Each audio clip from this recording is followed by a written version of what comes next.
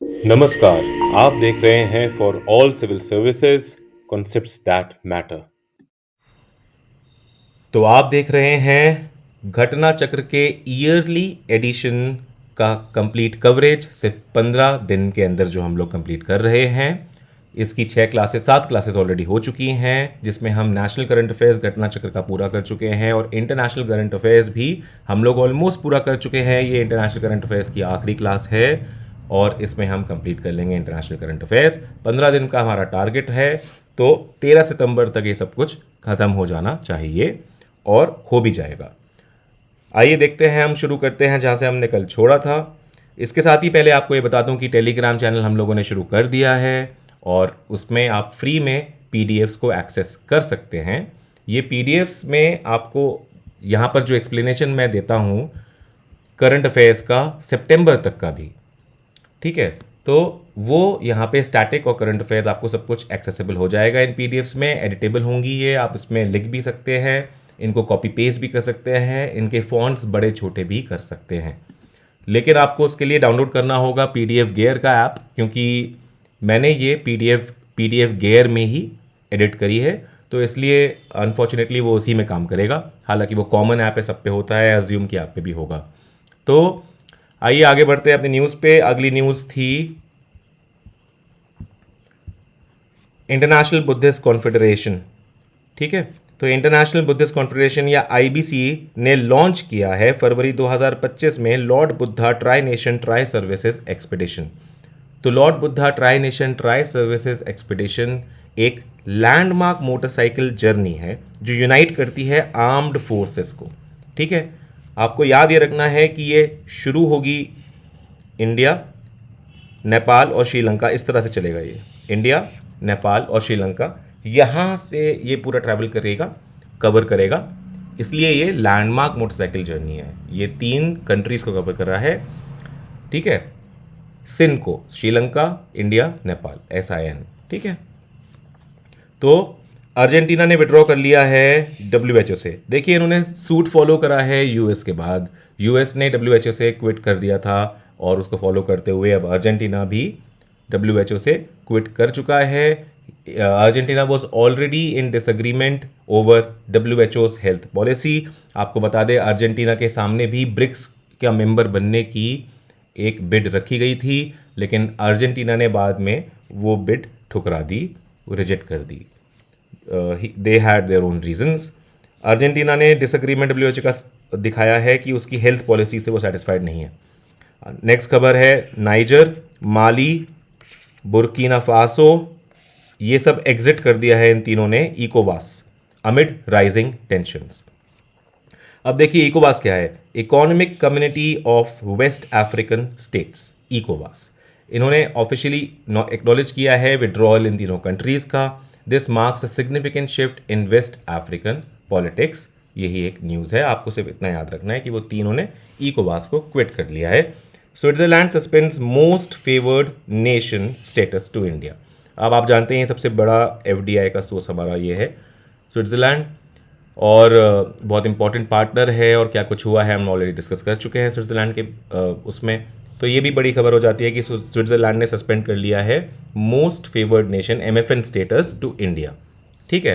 तो अब देखिए WTO के तहत ये MFN स्टेटस का क्लॉज हमेशा से एक ऐसा है कि सबको देना ही पड़ता है। इंडिया ने कभी पाकिस्तान को भी दे रखा था, हालांकि वहाँ से नहीं रिवर्ट हुआ था सेम जेस्चर बहुत सालों तक, तो शायद उसको रिपील कर दिया गया था। बट WTO के हिसाब से सब कंट्रीज़ को MFN स्टेटस देना चाहिए। स्विट्ज़रलैंड ने इसको सस्पेंड कर दिया है इंडिया के लिए। क्यों? दिसंबर 2024 में स्विट्ज़रलैंड ने कर दिया है ये in its tax treaty with India, ठीक है, following a 2023 Indian supreme court ruling in the Nestle case. Nestle case में इंडियन सुप्रीम कोर्ट की एक रूलिंग हुई थी, ठीक है। कोर्ट ने रूल किया था कि MFN benefits like reduce dividend tax rates can not apply automatically to countries joining the OECD without formal notification by India. तो जब तक इंडिया फॉर्मल नोटिफिकेशन नहीं दे देगा तब तक ऑटोमेटिकली अप्लाई नहीं होंगे to countries joining the OECD, okay. तो एज अ रिजल्ट क्या हुआ कि Switzerland will revert to a 10% withholding tax on dividends paid to Indian entities, जो पहले 5% था। ठीक है, ये इफेक्टिव हो गया है जनवरी 2025 से। बहुत बड़ी न्यूज़ नहीं है, बस हाँ, स्विट्जरलैंड ने MFN स्टेटस करा है, स्विट्जरलैंड ने करा है। ठीक है, कैंसिल इंडिया का, सस्पेंड, तो ये आपको याद रखना है। इंडिया ने होस्ट किया है ITU WTSA 2024। ठीक है, ITU WTSA 2024 इंडिया ने होस्ट किया है। ITU होता है इंटरनेशनल टेलीकम्युनिकेशन यूनियन, और इंटरनेशनल टेलीकम्युनिकेशन यूनियन का World Telecommunication Standardization Assembly W2SA 2024 हुई है अक्टूबर 2024 में न्यू दिल्ली में। ठीक है, इंडिया ने होस्ट किया है पहली बार ये event. It was first time held in Asia Pacific region भी, और फिर एशिया पैसिफिक में इंडिया ने पहली बार होस्ट किया है। ठीक है, इंडिया क्योंकि ये सिर्फ असेंबली है, तो इसमें और कुछ ज़्यादा हमें, और वो भी यूनाइटेड नेशन की स्पेशलाइज एजेंसी की असेंबली है, पहली बार हुई है एशिया पैसिफिक में, इतना ही याद रखना बहुत इंपॉर्टेंट है। उसके अलावा इसकी फर्दर डिटेल्स में हम घुसेंगे नहीं, क्योंकि ये उतनी इंपॉर्टेंट न्यूज़ नहीं हो जाती है उस पहलू से। India elected to GlobE steering committee, India elect हो चुका है ग्लोब स्टीयरिंग कमेटी में। India was elected to 15 member steering committee है ये। ठीक है, ऑफ ग्लोब मतलब global operational network of anti corruption law enforcement authorities, GlobE network. सितंबर 2024 की ये न्यूज़ है। ये हुआ है during a plenary session in Beijing. उनका जो प्लेनरी सेशन होता है एनुअली, उसका बीजिंग में हुआ, वहीं पर इंडिया मेंबर बन गया, इलेक्ट हो गया 15 मेंबर स्टीयरिंग कमेटी में ग्लोब नेटवर्क की। तो ये anti corruption law enforcement authority से रिलेट करता है। ये एक मेजर स्टेप है in India's anti corruption engagement. ठीक है, करप्शन इंडेक्स आपने देख ही लिया था, उसमें इंडिया की क्या रैंक थी और उसमें क्या कुछ इंप्रूवमेंट हुआ, वो भी आपने देख लिया था। Globe network launched in June 2021। Okay, originated from a G20 initiative backed by India in 2020। तो ये इसका ओरिजिनेशन जो हुआ था, इंडिया की ने बैक किया था उसको। ठीक है, G20 इनिशिएटिव को, जब ये ओरिजिनेट हुआ था 2021 में, फाइनली जून के ये ओरिजिनेट हो गया था। अगली खबर है, PM मोदी एड्रेस किया है 79th United Nation General assembly को। ठीक है, तो वहाँ पे एड्रेस किया है इन्होंने ये सितंबर 2024 में न्यूयॉर्क। नरेंद्र मोदी ने डिलीवर करा है एक compelling speech during summit of the future. ठीक है, अब देखिए यहाँ पे क्या है, यहाँ पर तो सिर्फ इतना ही लिख के छोड़ दिया है इन्होंने, छोटी न्यूज़ बना दी है, बट हम इसको डिटेल में देखेंगे, ये इंपॉर्टेंट है। ओके, आपको पहले ही बता रहा हूँ ये न्यूज़ इंपॉर्टेंट है। समिट ने अडॉप्ट किया है pact for the future including a global digital compact and governance reform. अब देखिए दोनों ही बहुत इंपॉर्टेंट है। गवर्नेंस रिफॉर्म तो देखिए 2008 से खबरों में लगातार चल रहा है और बहुत ज़्यादा चल रहा है अब। ठीक है, यूनाइटेड नेशन का, और ग्लोबल डिजिटल कॉम्पैक्ट अगर यूनाइटेड नेशन में हो रहा है ऐसा कुछ, तो वो बहुत ज़्यादा इंपॉर्टेंट हो जाता है। तो आइए हम इसको डिटेल में देखते हैं।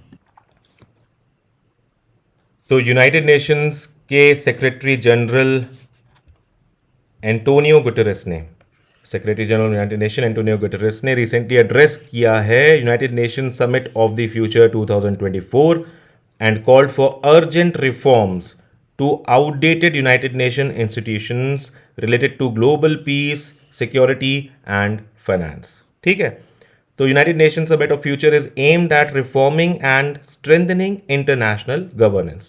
तो ये इसका एम क्या है समिट का? Reforming and strengthening the international governance.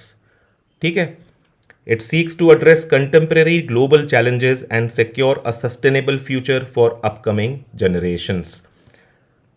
The summit builds on the recent United Nations efforts such as 2022 United Nations Environment Stockholm Plus 50 Conference. ठीक है, ये बिल्ड करती है recent United Nations efforts पे। क्या हैं वो? जैसे 2022 United Nations Environment Stockholm Plus 50 Conference, जो कि बहुत इंपॉर्टेंट है, इसको हम यहीं कर लेंगे। इवन तो एनवायरनमेंट में करना चाहिए तब वहाँ पर भी कर लेंगे, बट यहाँ पर भी कर लेंगे, ये ज़रूरी है। ठीक है, ये कॉन्फ्रेंस बहुत ज़रूरी है। And the high seas treaty, high seas treaty आपको याद होगा, हम लोग कर चुके हैं लास्ट क्लास में, BBNJ।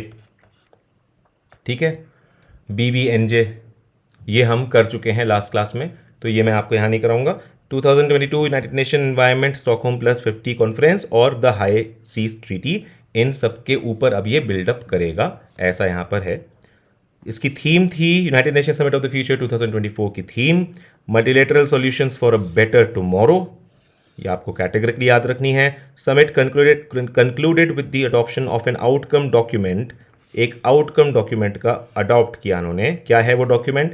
Pact for the future along with two pact for the future, जो हमने देखा था यहाँ पे कर्नाटक में भी लिखा हुआ था, ये आउटकम डॉक्यूमेंट था।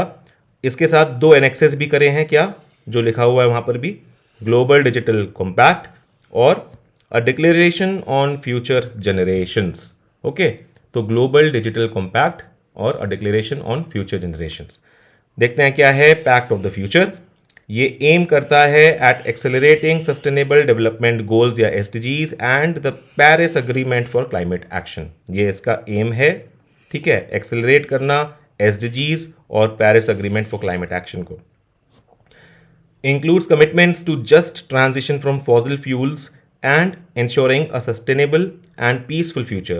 क्या करता है? it includes commitments है include इसमें, ऐसा इस ट्रांजिशन के लिए, क्योंकि ये एक्सलेट करना चाहता है एसडीजीज और पेरिस अग्रीमेंट को, एक गोल को भी, तो ये उसके लिए कमिटमेंट्स इंक्लूड करता है। ग्लोबल डिजिटल कॉम्पैक्ट जो है उसको देखते हैं तो वो प्रमोट करता है equitable access to technology ensuring it benefits everyone. ठीक है, सिंपल है।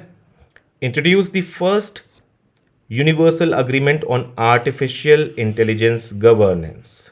क्या है? फर्स्ट यूनिवर्सल अग्रीमेंट हुआ है यहाँ पर on artificial intelligence governance, advocating for the establishment of a multi disciplinary independent international scientific panel on AI within the UN.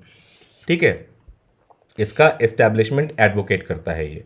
Ensuring a balanced geographic representation to enhance scientific understanding through evidence-based assessments of impact, risk and opportunities, leveraging existing initiatives and research networks, जो कि है SDG 17, Partnership for Sustainable Development।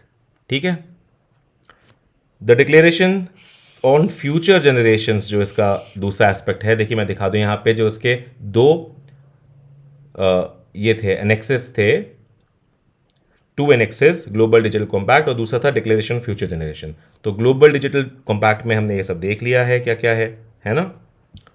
अब हम देख रहे हैं declaration on future generation क्या focus करता है, on long term thinking by urging the current decision makers to consider the interest of the future generation. ठीक है, इट कमिट्स टू, ये क्या कमिट करेगा?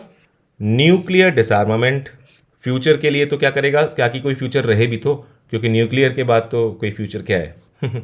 Nuclear disarmament, regulating autonomous weapons and preventing an arms race in outer space. ये India ने भी point out किया था कि हमें ऐसा देखना चाहिए। अब आउटर स्पेस में एक आर्म्स रेस हो गई है। आर्म्स रेस मतलब सैटेलाइट्स का ही वेपनाइजेशन हो रहा है। ठीक है, सैटेलाइट्स का वेपनाइजेशन हो रहा है आउटर स्पेस में, वो गलत है और इसको प्रिवेंट करना चाहिए। Representing the first multilateral support for nuclear डिसआर्मामेंट in over a decade. Okay, एक मल्टीलेटरल सपोर्ट है पहला for nuclear डिसआर्मामेंट in over a decade, एक डिकेड में पहला मल्टीलेटरल सपोर्ट ये रिप्रेजेंट कर रहा है डिक्लेरेशन ऑन फ्यूचर जनरेशंस। ठीक है, बेसिकली बात हो रही है कि कुछ तबाही ना हो, कोई वर्ल्ड वॉर ना हो इस तरह का, और वो सब कुछ उसके लिए क्या है इम्पेडिमेंट कि आप न्यूक्लियर डिसआर्मामेंट को एम करें, आप ऑटोनमस वेपन्स जो हो रहे हैं उसके रेगुलेशन को एम करें, और आप एम करें जो आउटर स्पेस में आर्म्स की रेस हो गई है। ठीक है, सैटेलाइट्स को कन्वर्ट किया जा रहा है एक तरह से वेपन्स में, वो सब गलत है। India stands at the summit. India का क्या स्टैंड रहा समिट में? इंडिया ने कॉल किया for reforms in United Nation Security Council to ensure relevance, advocating for expanded permanent membership including itself and African nations. तो इनका ये है कि परमानेंट मेंबरशिप को एक्सपैंड करिए, 5 ही सिर्फ वो परमानेंट अगर लेके बैठे हैं तो उसका कोई मतलब नहीं है यूनाइटेड नेशंस सिक्योरिटी काउंसिल में भी। प्राइम मिनिस्टर ऑफ इंडिया ने हाईलाइट किया है cyber, maritime and space as new conflict area. देखिए आ गया ना, तो इन्होंने हाईलाइट किया है कि न्यू कॉन्फ्लिक्ट एरियाज हैं क्या, साइबर, मैरीटाइम और space. Urging global frameworks to ensure security, advocated for global digital governance while offering India's digital public infrastructure for global cooperation. ये अच्छा काम करते हैं कि बाहर ऑफर कर देते हैं, इसकी वजह से यूपीआई हमारा बहुत ज़्यादा फेमस हो गया है. India backed the United Nations Pact for Future and initiatives on AI governance and digital cooperation. India ने इसको बैक करा है. इंडिया का लेकिन क्रिटिसिज्म भी है यूएन के लिए. वो क्या है? इंडिया ने क्रिटिसाइज किया है कि veto power held by the P5 Nations, ये गलत है. ठीक है, US, UK, France, Russia and China, ये P5 कहलाते हैं. ये परमानेंट मेंबर्स हैं यूनाइटेड नेशन सिक्योरिटी काउंसिल के, और इनके पास वीटो पावर होती है. ये किसी भी डिसीजन को होल्ड कर सकते हैं अगर एक भी कंट्री उसके अगेंस्ट हो तो, वीटो यूज़ करके. ठीक है, तो इसलिए ये क्वेश्चन कर रहा है कि यार ये कैसा सिस्टम है जो कि इक्विटेबल माना जाता है और इसमें तो फेयरनेस ही नहीं है ना. तो it question the fairness of the system that grants disproportionate influence to a select few. और सही बात भी है, वो ज़माना गया जब वर्ल्ड वॉर 2 ख़त्म हुआ था, तब से लेकर अब तक बहुत कुछ बदल गया है. India has called for a comprehensive review of the UN charter. ये सही बात है, comprehensive review of UN charter होना चाहिए. Highlighting its outdated references to former entities like Union of Soviet socialist Republic. अभी तक उनका चार्टर यही रेफर कर रहा है रशिया को, union of Soviet socialist republic, और designation of certain countries including Japan as enemy states. अभी तक उनका चार्टर यूएन का जापान को एनिमी स्टेट रेफर करके चलता है. तो ये सब हटाना चाहिए, रिफॉर्म करना चाहिए. Despite their current roles in the international order, India's concerns stem from sluggish pace of intergovernmental negotiation process on UN reform, IGN, on UN reform, जो कब शुरू हुआ था? It began in 2008, और अब तक कोई significant progress इसमें नहीं हुई है. ठीक है, 2008 में शुरू हो गया था intergovernmental negotiation IGN process on UN reform. ठीक है, अब देखते हैं क्या है स्टॉकहोम +50. ये एक कॉन्फ्रेंस थी जो हेल्ड हुई थी स्टॉकहोम ऑफ स्वीडन में, स्वीडन के स्टॉकहोम में, और ये 2022 के जून में हुई थी. ये क्या थी, क्यों इंपॉर्टेंट है, आपको पढ़ने के बाद समझ में आ जाएगा, क्योंकि हमारे एनवायरनमेंट की पूरी अंडरस्टैंडिंग स्टॉकहोम कॉन्फ्रेंस से शुरू होती है. ठीक है, इन अ वे ये बहुत ज़्यादा ज़रूरी कॉन्फ्रेंस है. It commemorates the 50 years since 1972 United Nations Conference on the Human Environment, also known as Stockholm Conference. 1972 की कॉन्फ्रेंस को 2022 में हो गए थे 50 साल, इसलिए ये स्टॉकहोम +50 एक लैंडमार्क कॉन्फ्रेंस हो गई थी. United Nation General assembly convene this international meeting. It held at a time when the world was facing a triple planetary crisis of climate change, pollution and biodiversity loss. ठीक है, अब क्या है Stockholm conference 1972? Climate change पहली बार discuss हुआ था. ठीक है, first discussed using emerging scientific evidence at United Nation General Assembly in 1968. पहली बार डिस्कस हुआ था 1968 में. 1967 में एक रिसर्च स्टडी ने प्रोवाइड किया था actual estimates of global temperature based on CO2 level. Also it was predicted कि doubling of CO2 from the current level result करेगा nearly 2 degree rise in global temperature में.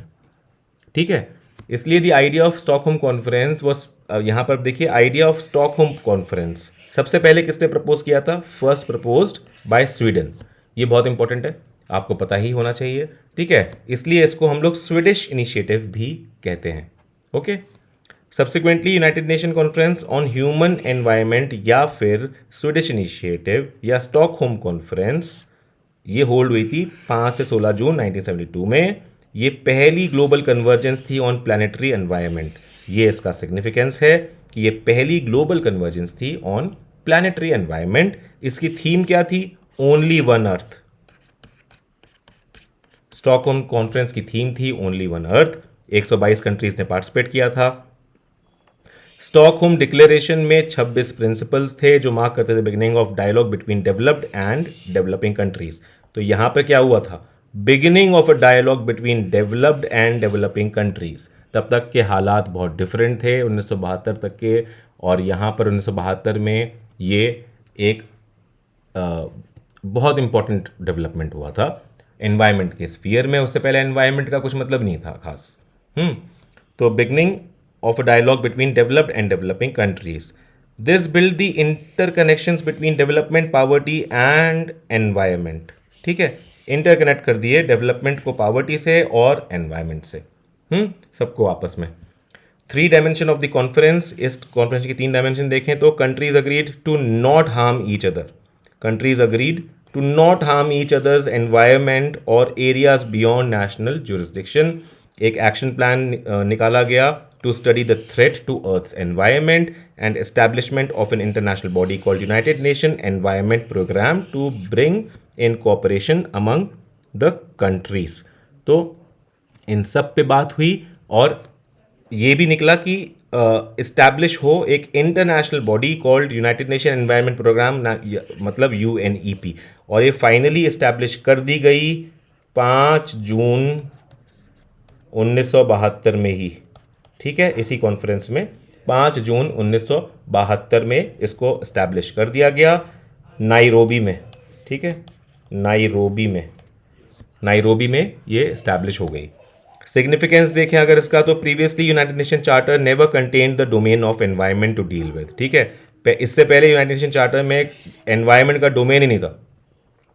किसी भी कंट्री में environment ministry नहीं थी until 1972। Afterwards, countries like Norway and Sweden set up their ministries for the environment. Okay? तो ये first movers थे नॉर्वे एंड स्वीडन। 1985 में इंडिया ने भी अपनी ministry of environment and forest को सेटअप कर दिया। ठीक है, अब हम आएंगे अपनी अगली खबर पे। Global summit on spirituality for a clean and healthy society.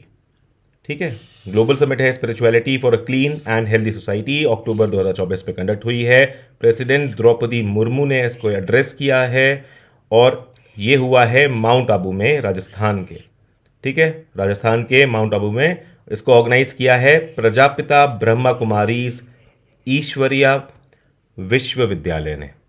ठीक है, राजस्थान में, और प्रेसिडेंट ने इसको एड्रेस किया है। 7th India Germany inter governmental consultations, अक्टूबर 2024 की खबर है। प्राइम मिनिस्टर नरेंद्र मोदी और जर्मन चांसलर ओलाफ स्कॉल्स ने को चेयर किया है। ठीक है, 7th India Germany inter governmental consultations को, ये बहुत इंपॉर्टेंट नहीं है, ये हुआ है न्यू दिल्ली में। एक joint green hydrogen road map यहां लॉन्च किया गया है। Okay, second India Singapore ministerial round table अगस्त 2024 में हुई है। ठीक है, सिंगापुर में। ओके, लॉन्च्ड इन सितंबर 2022, India Singapore ministerial round table एक हाई लेवल मैकेनिज्म है जो एडवांस करती है इंडिया और सिंगापुर के स्ट्रैटेजिक टाइज को। बायलेटरल ट्रेड को हमने देखा है ग्रो होते हुए from $6.7 billion in 2004-5 to $30.11 billion in 2021-22, मतलब 5 गुना तक लगभग बढ़ गई है। Singapore now with Singapore now India's 6th largest trade partner and top source of FDI। Singapore क्या है? इंडिया का 6th लार्जेस्ट ट्रेड पार्टनर है और FDI का टॉप सोर्स है। Ivory Coast joins UN water convention.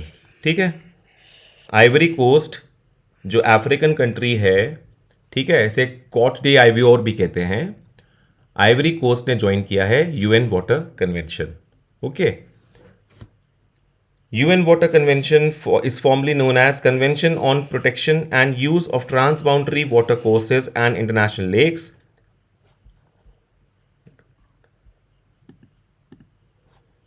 ठीक है, Convention on Protection and Use of Transboundary Water Courses and International Lakes. इसको रेटिफाई किया है आइवरी कोस्ट ने, जिसको कॉट डिवोर भी कहते हैं, एज इट्स 53rd पार्टी बन गई है UN वाटर कन्वेंशन को साइन करने वाली। ठीक है, 1992 की है ये कन्वेंशन और आइवरी कोस्ट 10वां अफ्रीकन नेशन है to join the treaty. Okay, अब एक बार हम लोग यूएन वाटर कन्वेंशन के बारे में कुछ देखेंगे, क्योंकि ये एक लिहाज से ज़रूरी है, क्यों मैं बताऊंगा एंड में। UN Water Convention is also known as Convention on the Protection and Use of Transboundary Water Courses and International Lakes। अब देखिए, जब भी ट्रांसबाउंड्री वाटर कोर्सेज की बात आ गई है तो आप समझ लीजिए ट्रांसबाउंड्री रिवर एक कंट्री से दूसरी कंट्री में जाने वाली कितनी होती हैं, कितने कंट्रीज़ के बीच में होती हैं। तो ये बहुत ज़्यादा इम्पॉर्टेंट कन्वेंशन है उस लिहाज से, क्योंकि सारी लड़ाइयाँ और सब कुछ नदियों का, पानी का जो है स्ट्रेस ग्लोबल देखा जा रहा है जगह जगह पे, और उस लिहाज से इम्पॉर्टेंट हो जाता है कि इन नदियों पर ऐसी कोई मैकेनिज्म होनी चाहिए जिसको लोग फॉलो कर सकें या चूज़ कर सके फॉलो करने का। तो अच्छी बात यह है कि ये कन्वेंशन थी ऐसी, और इसको अडॉप्ट किया गया था हेलसिंकी में इन 1992, जबकि ये फोर्स में आई है इन 1996। ठीक है, मेन बात क्या है, ये एक लीगली बाइंडिंग इंस्ट्रूमेंट है। ठीक है, सबसे इंपॉर्टेंट चीज़ है, ये एक लीगली बाइंडिंग इंस्ट्रूमेंट है। ये प्रमोट करता है sustainable management of shared water resources. Okay, shared water resources का sustainable management, implementation of the sustainable development goals, prevention of conflicts and promotion of peace and regional integration. अगर इसके हम history की बात करें तो ओरिजिनली ये नेगोशिएटेड हुई थी as a regional framework for pan European region. Originally ये सिर्फ यूरोप के लिए थी, ओके, यूरोपियन रीजन के लिए थी। Following an amendment procedure since मार्च 2016, 2016 में ये सारे के सारे यूनाइटेड नेशन के मेंबर स्टेट्स के लिए खोल दी गई थी।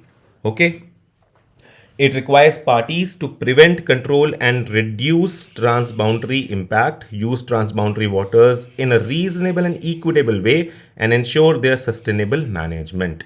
Okay, parties bordering the same transboundary waters have to cooperate by entering into specific agreements and establishing joint bodies. ये इसका कुछ प्रोविजन होता है, उसके तहत इस तरह से हो जाता है। ठीक है, अब हम लोग देख लेते हैं, क्योंकि वहाँ बात इसकी भी हुई थी शायद, Beijing declaration platform for action की। नहीं, ये एक्चुअली ये तो विमेन वाले उससे रिलेटेड है, ये गलती से ऊपर आ गया है, इसको इसके नीचे आना चाहिए था। ठीक है, इसको देखेंगे बाद में। अभी ये नोट देखते हैं कि जून 2025 में बांग्लादेश बन गया था फर्स्ट साउथ एशियन कंट्री जिसने ज्वाइन किया था यूनाइटेड नेशन वाटर कन्वेंशन को। ठीक है, तो ये इंपॉर्टेंट है। ठीक है, ये इसको हम करेंगे थोड़ा बाद में, जब यूनाइटेड नेशन विमेन की बात आएगी तब। और खैर, जून 2025 में बांग्लादेश बन गया था first South Asian country to join UN water convention, ये आपको याद रखना है। ठीक है, भारत ने अभी तक नहीं ज्वाइन किया है। INS Kiltan at IMDEX Asia 2025, India ने पार्टिसिपेट किया है IMDEX एशिया 2025 में with the deployment of INS Kiltan P30 at Singapore Changi exhibition centre. IMDEX Asia हर 2 साल में होता है सिंस 1997। वर्ल्ड का लार्जेस्ट आइसबर्ग, ये बहुत इंपॉर्टेंट न्यूज़ है। ठीक है, वर्ल्ड का लार्जेस्ट आइसबर्ग रन्स अग्राउंड, मार्च 2025 में की न्यूज़ है ये। वर्ल्ड का लार्जेस्ट आइसबर्ग कौन सा है? A23A। ये आइसबर्ग एंटार्क्टिका का आइसबर्ग था, 1986 में बॉर्न था। वेडल सी के आसपास पाया जाता था, एंटार्क्टिका में जो वेडल सी है वहाँ पर। और ये कभी इतना बड़ा हुआ करता था जितना बड़ा, देखिए 1500 स्क्वायर माइल्स के बराबर। ठीक है, ये इसका एरिया था। फिर ये आगे जाके 2020 के अराउंड ये टूट गया 2 हिस्सों में, और इसका एक बड़ा वाला हिस्सा जो 1300 स्क्वायर माइल्स का है वो ड्रिफ्ट होना शुरू हो गया। ठीक है, अब ये एक हॉल्ट पे आ गया। इट रन्स अग्राउंड मतलब कि वो एक हॉल्ट पे आ गया। It has come to a halt near South Georgia island in South Atlantic Ocean after drifting since 2020। ठीक है, 2020 में A23A टूट कर अपनी जगह से 1300 स्क्वायर माइल्स का ये टुकड़ा इतना बड़ा ड्रिफ्ट होकर एंटार्क्टिका के पास, मतलब जो वेडल सी है वहाँ से ड्रिफ्ट होकर आ गया है साउथ अटलांटिक ओशन में, साउथ जॉर्जिया आइलैंड के पास। ठीक है, वहाँ के रुक गया है। तो 10 ईयर ब्लू रेसिडेंसी वीज़ा 2025 में यूनाइटेड अरब एमिरेट्स यानी यूएई ने ऑफिशियली लॉन्च किया है ब्लू रेसिडेंसी वीज़ा। ये एक 10 साल का वीज़ा है जो रिकग्नाइज करेगा इंडिविजुअल्स को who significantly contribute to environment sustainability.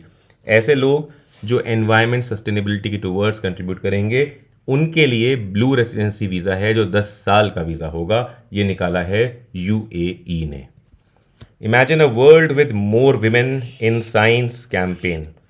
ये न्यूज़ इंपॉर्टेंट है। यूएई वाली भी न्यूज़ इंपॉर्टेंट थी कि कभी बोल देंगे कि ब्लू रेसिडेंसी वीज़ा जो न्यूज़ में है और उसको यूएई ने लॉन्च करा है वो किस चीज़ से रिलेट करता है। तो उसमें कई ऑप्शन होंगे। एक ऑप्शन जो एनवायरनमेंट सस्टेनेबिलिटी के लोगों का होगा तो वो सही होगा इसमें, या इसको अदर वे राउंड पूछ सकते हैं कि कौन सी कंट्री ने blue residency visa for people related to environmental sustainability launch किया है, तो वो उसका आंसर यूएई होगा। ठीक है, इस तरह से मतलब क्वेश्चंस आ सकते हैं। Imagine a world with more women in science campaign. ठीक है, ये भी बहुत इंपॉर्टेंट न्यूज़ है। To mark 10th anniversary of international day of women and girls in science. ठीक है, जो कि 11 फरवरी को बनता है। International day of women and girls in science बनाया जाता है 11 फरवरी को। इसकी 10th एनिवर्सरी थी 2025 में। यूनेस्को ने लॉन्च किया है यहाँ imagine a world with more women in science campaign. ठीक है, ये इसकी थीम नहीं है, ये एक कैंपेन है जो इस दिन पर यूनेस्को ने किया है launch. Aimed at promoting gender diversity in stem. ठीक है, इसका एम क्या है? Promoting gender diversity in stem. अब स्टेम क्या होता है? Science, technology, engineering, mathematics and medicine. याद रखिएगा, ठीक है, इसमें कुछ गलत नहीं करिएगा। स्टेम का फुल फॉर्म ये है। यूजिंग दी हैशटैग, इन्होंने हैशटैग एक चलाया था, क्या था वो? Every voice in science. Hashtag every voice in science. Okay, अब हम आएंगे अपने नोट्स पे और देखेंगे क्या है मामला। देखिए, अब एक बार इंटरनेशनल विमेन डेज हम समझ लेते हैं क्या होते हैं। ये इंटरनेशनल विमेन डेज कौन कौन से होते हैं? International day of women and girls in science celebrate होता है 11 फरवरी, जो हमने देखा। इम्प्लीमेंट्स को करता है यूनेस्को और यूएन विमेन। ठीक है, 2025 में इसकी थीम क्या थी जो इस बार का हुआ है? Unpacking stem careers, her voice in science. ठीक है, स्टेम करियर्स पे था, unpacking stem careers, her voice in science. International women's day जो होता है वो 8 मार्च को बनाते हैं। ठीक है, 8 मार्च को बनाते हैं इंटरनेशनल विमेंस डे। इसकी थीम 2025 के लिए थी for all women and girls rights, equality, empowerment. Okay, year 2025 significant है क्योंकि ये मार्क करता है 30th anniversary of Beijing declaration and platform for action, BPFA. Beijing declaration and platform for action, ये एक लैंडमार्क कमिटमेंट है टू विमेन्स राइट्स। ओके, 1975 में United Nations ने ऑफिशियली रिकॉग्नाइज किया था 8 मार्च को एज इंटरनेशनल विमेंस डे। ठीक है, कब रिकॉग्नाइज किया गया था? 1975 में। अब देख लेते हैं ये क्या है जो ऊपर गलती से यहाँ पे आ गया था। Beijing declaration and platform for action, BPFA, 1995 में अडॉप्ट किया गया था। ठीक है, कहाँ पर? 4th world conference on women में, जो कि बीजिंग चाइना में हुई थी 1995 में। इट इज़ अ की blueprint for women's and girls rights. ठीक है, किसके लिए है? विमेन्स एंड गर्ल्स राइट्स के लिए है। Beijing declaration and platform for action, BPFA, 1995 का किसके लिए है? विमेन और गर्ल्स के राइट के लिए है। Promoting legal protection, service access, youth engagement and social change. India signatory है बीपीएफए का। बीजिंग +30 एक्शन एजेंडा, यहाँ पे बात हुई थी इसकी, ये मार्क करता है 30th एनिवर्सरी 1995 से 2025 तक of BPFA to review and appraise its implementation. तो ये रिव्यू के लिए है। Beijing +30 action agenda is for reviewing the BPFA and appraise its implementation. ठीक है, तो ये हो गया इंटरनेशनल विमेन और इन सब के बारे में। अब हम आएंगे अपनी अगली खबर पे। UK universities to open campuses at GIFT City. देखिए, अब फाइनली यूके यूनिवर्सिटीज़ भी ओपन कर रही हैं अपने कैंपसेस गिफ्ट सिटी में, तो ये बड़ी खबर है। देख लेते हैं क्या है। दो लीडिंग यूके यूनिवर्सिटी, एक है क्वींस यूनिवर्सिटी बेलफास्ट और दूसरी है कोवेंट्री यूनिवर्सिटी, ये अपने इंटरनेशनल कैंपसेस ओपन कर रही हैं गिफ्ट सिटी गुजरात में। इससे पहले ऑस्ट्रेलियन इंस्टीट्यूशंस ऐसा कर चुके हैं, ठीक है। ऑस्ट्रेलियन यूनिवर्सिटी से पहले like Deakin university and university of Wollongong first थे to set up in GIFT city, to set up the campuses in GIFT city Gujarat, ठीक है। 2026 को डुअल ईयर बनाया जा रहा है for culture tourism and AI, for culture या tourism and AI. तो ये डुअल ईयर बनाया जा रहा है 2026 को। ये कौन बना रहा है? इंडिया और स्पेन मिलके बना रहे हैं, ठीक है। कौन बना रहा है? इंडिया और स्पेन। देखिए, ईयर ऑफ कम्युनिटी 2025 को डिक्लेयर किया था यूएई ने, वो आप याद रखिएगा, ठीक है। फिर इंडिया और स्पेन बना रहे हैं डुअल ईयर, ठीक है, for culture tourism and AI. इसको डिक्लेयर किया है कि 2026 को बनाएंगे ये ऐसा। 2026 को डिक्लेयर किया है इंडिया और स्पेन ने dual year for culture tourism and AI to boost cooperation in culture tourism and artificial intelligence, ठीक है। अब देख लेते हैं, माउंट सेमेरू इरप्शन हुआ है ईस्ट जावा इंडोनेशिया में, ठीक है। माउंट सेमेरू इरप्ट किया गया है, इरप्ट हुआ है मतलब वोल्केनो इंडोनेशिया के जावा आइलैंड में, ईस्टर्न जावा, ठीक है। एक कॉलम ऑफ ऐश निकला यहाँ से 1000 मीटर्स इनटू द स्काई और भयंकर ये हुआ है। Indonesia is part of ring of fire, is home to over 127 active volcanoes, ठीक है। इंडोनेशिया के वॉल्केनोज लगातार न्यूज़ में आ रहे हैं। यहाँ लगभग 127 एक्टिव वॉल्केनोज हैं। एक नज़र देते हैं हम लोग इंडोनेशिया के दूसरे ऐसे वॉल्केनोज पे जो लगातार न्यूज़ में आ रहे हैं, 2024 में भी आए हैं और 2025 में भी आ रहे हैं। माउंट लेवोतोबी, इसको हम कहते हैं पूरा नाम माउंट लेवोतोबी लाकी लाकी, कभी कभार लाकी लाकी वॉल्केनो कहते हैं, कभी माउंट लेवोतोबी कहते हैं। तो आप ध्यान दीजिएगा, पूरा नाम है माउंट लेवोतोबी लाकी लाकी, चाहे जो भी आ जाए, जैसे भी आ जाए। ये वॉल्केनो लगातार इरप्ट कर रहा है, बार बार इरप्ट का है। 2025 में भी ये 2 बार आ चुका है इसका इरप्शन का केस, 2024 में भी ये कई बार बार आ रहा था कि इरप्ट हो रहा है, ठीक है। तो आपको याद रखना है, अभी इंडोनेशिया में है। माउंट मेरापी इरप्ट हुआ था, वो भी इंडोनेशिया में है। माउंट इबू इरप्ट हुआ था, वो भी इंडोनेशिया में है। माउंट रुआंग इरप्ट हुआ था, वो भी इंडोनेशिया में है। माउंट अनक क्रकातेओ, अब अनक क्रकातेओ या माउंट क्रकातेओ भी कहते हैं इसको, लेकिन ये अनक क्रकातेओ है। ये सुंडा स्ट्रेट में है, जो कि जावा और सुमात्रा के बीच में पड़ता है, इंडोनेशिया में ही है। और जावा और सुमात्रा इंडोनेशिया के आइलैंड्स हैं, उन दोनों के बीच में पड़ता है माउंट अनक क्रकातेओ, ठीक है। तो ये भी इंडोनेशिया में है, ये इसका भी इरप्शन हुआ था। इससे आपको ये पता चल रहा है कि ये जितने भी नाम हैं ये वॉल्केनोज के हैं, ठीक है। दूसरा ये कि ये एक्टिव वॉल्केनोज हैं। तीसरा ये कि ये सारे इंडोनेशिया के वॉल्केनोज हैं, ओके।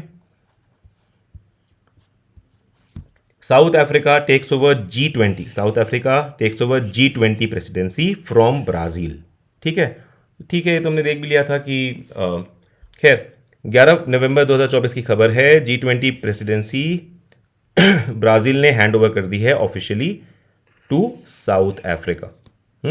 ये हिस्टोरिक मोमेंट है क्योंकि साउथ अफ्रीका बन गया है पहली अफ्रीकन कंट्री जो लीड करेगी G20 को, ठीक है। थीम क्या रहेगी? सॉलिडेरिटी, इक्वालिटी एंड सस्टेनेबिलिटी, ठीक है। Indians on time 100 most influential people in AI 2024। अब देखिए कौन से इंडियंस हैं जो टाइम 100 के most influential people in AI 2024 में शामिल हैं, इन AI 2024 में। तो देखिए सेलिब्रेट किए हैं 15 इंडियन और इंडियन ऑरिजिन इंडिविजुअल्स, 15 इंडियन या इंडियन ऑरिजिन इंडिविजुअल सेलिब्रेट किया गया है, जिन्होंने शोकेस किए हैं अपने contributions to the AI landscape. Google Alphabet's के CEO हैं सुंदर पिचाई, आपको पता ही है इनका नाम। Minister of electronics and information technology Ashwini Vaishnaw भी, ठीक है। ये आपको याद रखना है, अश्विनी वैष्णव जो minister of electronics and information technology के मिनिस्टर हैं, MeitY के, उनका नाम भी यहाँ पर है। फिर एक्टर अनिल कपूर का नाम भी यहाँ पर है, आपको ये भी याद रखना पड़ेगा, ठीक है। और इन्फोसिस के कोफाउंडर नंदन निलेकानी, इनका नाम भी यहाँ पर है, ये among the leaders from India और of Indian descent who made it to the Time 100 most influential people in AI 2024 list.